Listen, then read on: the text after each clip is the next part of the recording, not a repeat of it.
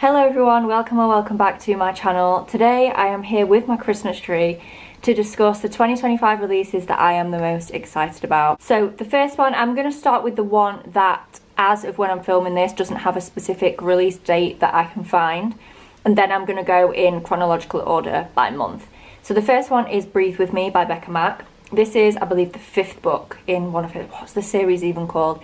It's the one that starts with Consider Me, which, yes, that is the only one I've read. But I really love that book, and I do own the next few books in the series as well, and I think this is going to be like a really up there series for me. I feel like the series is really going to stick with me, so hopefully by the time this comes out, whenever it may be, I'll have read up to that point in the series and I can read it when it comes out. Because yeah, I feel like it's just going to be one of those series that sticks with me, even though it's just like a sports romance. It is, by the way, it's a sports romance. I think they're all hockey. I don't know, I could be wrong because I've not read them all yet. But Consider Me is a hockey romance. It's boy obsessed, and I love boy obsessed. Not that every book in the series is going to be the same trope, but I just really like the way it was written. I love the characters, I love the relationships. So yeah, I'm very excited that this series is going to have another book added to it that I can read in 2025. And we're now going to get into the ones that do have release dates. I'm not going to say the specific date because a lot of the people talking about the releases are American. So I don't want to say the dates and then it end up being wrong between the UK and America, because obviously I'm in England. So I'm just going to say the month and hope that the month is the same. I think we tend to get releases around the same time as America, but I know sometimes the days can be different. So we're just going to go by month. The first one is Deep End by Ali Hazelwood. Is this about like a professional diver or something? I think it's something to do with water, swimming. So it's a bit different for Ali. I know she branched out a little bit this year with Check and Mate and Bride, and I loved both of those books. I also love her STEM books, so I have very high hopes that whatever this woman publishes, I'm probably going to love it. Also in February, we've got Emily Wilde's Compendium of Lost Tales. This is the third and I believe final book in the Emily Wilde series, and I loved the first two. This is like a cozy fantasy series where she just like trots around, looks for fairies, does have like some fights and arguments along the way. She's a very like strong-willed character. But I just love the series. The vibes are just amazing. And I'm quite excited that this comes out in February because I feel like they're the perfect books to read in the spring.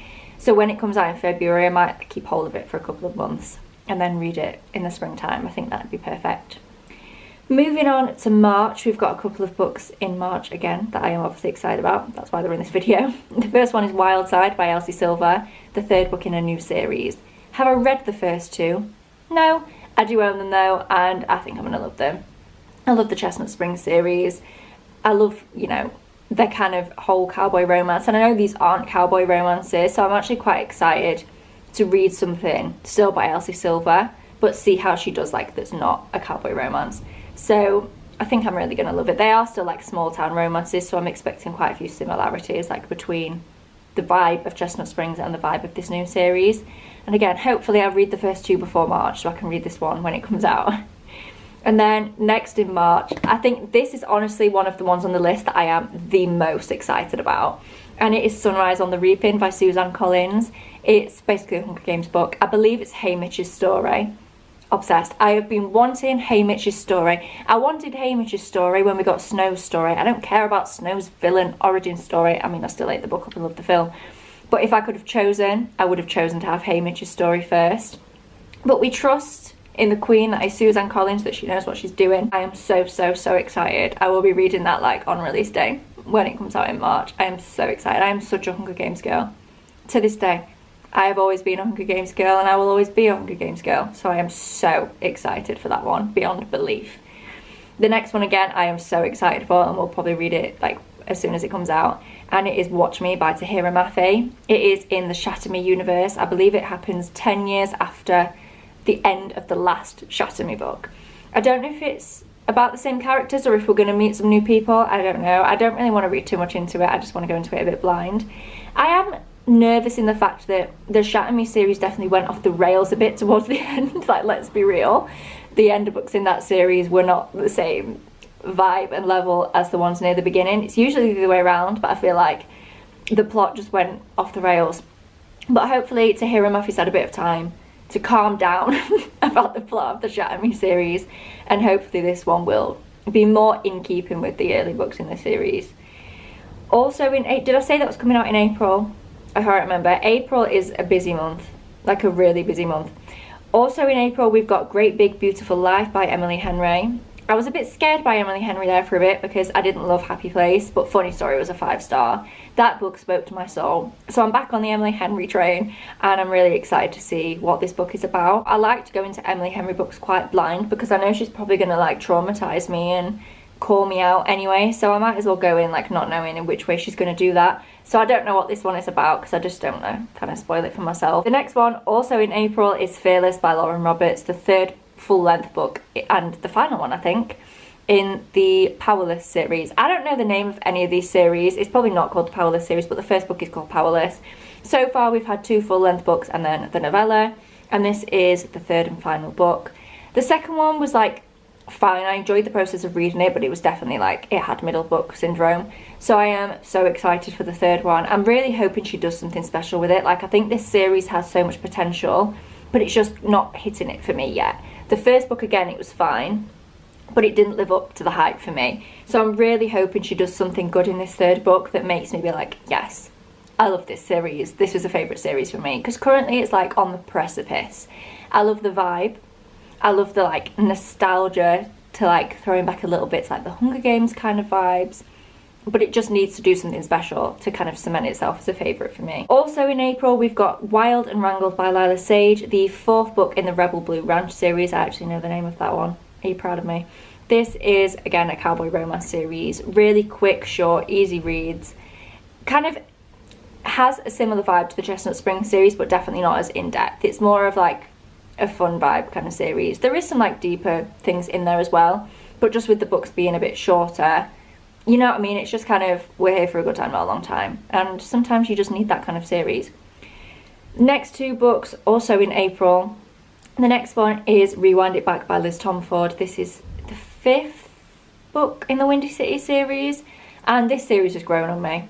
I controversially really liked the first book, and then the next 2 after that were like good but not blowing me away. And then I read Play Along and I was absolutely obsessed with it. I loved Play Along because it was boy obsessed. We're sensing a theme here. I love books that are boy obsessed. So I am, again, probably going to read this one pretty soon after it comes out because I am very much anticipating it. After reading Play Along, I'm like, I need something else from Liz Tomford, and I hope it's on like the same level as Play Along. And then the last April book is Say You'll Remember Me by Abby Jimenez. I think this is kind of like interconnected-ish with Just for the Summer. Is that what it's called? I still haven't read that one yet. That is my next Abby Jimenez book to read because I have read, oh my god, what is the first one called? Part of Your World and Yours Truly. So I just need to read Just for the Summer and then I'll be ready to read this one when it comes out in April. The cover looks like quite similar to Just for the Summer, and I think the characters we meet maybe in Just for the Summer, again, I've not read it yet, so I don't know. But I think it's like, all of the books are kind of interconnected though, aren't they? Like, you kind of meet all the characters as you go along anyway. We've got 2 books left on the list. Obviously this is only kind of for the first half of the year because we haven't had really announcements yet for the latter half. I think there's been a couple, like one in October, but for the most part we've not had most of the announcements yet for the second half of the year. So the second to last one is Love Arranged by Lauren Asher. This comes out in May and it is the 3rd book in the, Love Redesigned, Love Unwritten, and then Love Rearranged. I can't remember what the series is called. Lauren Asher has grown on me. I did not love the Dirty Air series, personally. I DNF'd 2 of the books, finished 2 of them, but gave them both like 3 stars. I just didn't love the writing in that one. And then Dreamland Billionaires, I could tell the writing had definitely improved, but I didn't love the characters as much in that one. And then I read Love Redesigned, and I loved it. I gave it a 4.5. I think this series is just working for me in terms of I'm liking the characters, the vibe, the writing. Lauren Asher's writing has got so much better, in my opinion, over the series that she's written. So I am very excited for this one. I think this is going to be like the Lauren Asher series for me. Some people are like Dreamland Billionaire girls. Some people are like, you know, Dirty Air girlies. I think I'm going to be a whatever this series is actually called girl when it comes to Lauren Asher. And then the last one I am excited and nervous about. It's a similar thing where I have been obsessed with so many of this author's books. Like, I would say that they are up there with one of my favourite like top 3 authors, and pretty much all of their books have been a 5-star other than their most recent release, and it's Taylor Jenkins Reid. Carrie Soto Is Back just flopped for me. I didn't love that book, and I wanted to so bad. I actually liked Carrie as a character, but something about the book just fell flat for me. I don't feel like we actually got to know her well enough, which might sound stupid because it was quite a long book and it was all about her. And you did get to see, like, obviously an insight into her life, her feelings, her emotions, but I just don't feel like we got to see enough of her outside of tennis, which is kind of what I wanted. So I didn't love that book. But Malibu Rising, 5-star. Daisy Jones and the Six, 5-star. You see what I mean? Like, we've had some amazing books from Taylor Jenkins Reid. I've not even told you what the new one's called. It's called Atmosphere. And the reason I'm particularly excited about this is because, again, it's in the same kind of time era as the other ones around like the 1980s. So in real life, I don't know much about space. I'm not a science girl. I'm not that intelligent. But I found that I really enjoy, randomly, books that have a space element. And I think it's because I don't understand it in real life, but when it's in fiction, it's like dumbed down enough for me to understand. And I just really eat it up every time. So I think Taylor Jenkins Reid's writing, to do with space landing, I'm saying space landing as if space is a planet. Like, I think this is summing it up for you how little I know about space. Something to do with space and the time era and like the little world that she has invented. Yes, please. Can we actually just release that in January? Because I think that's one of the ones that I'm like apprehensively the most excited about. But yeah, that is my list of books that I am currently the most excited for. I'm sure I will do another one of these mid-year for the releases for the second half of 2025. But as it stands, these are the books that I am the most excited to read in terms of new releases in 2025. So thank you so much for watching this video. Please do give it a thumbs up down below if you enjoyed. Subscribe if you haven't already, and I will see you in my next one. Bye!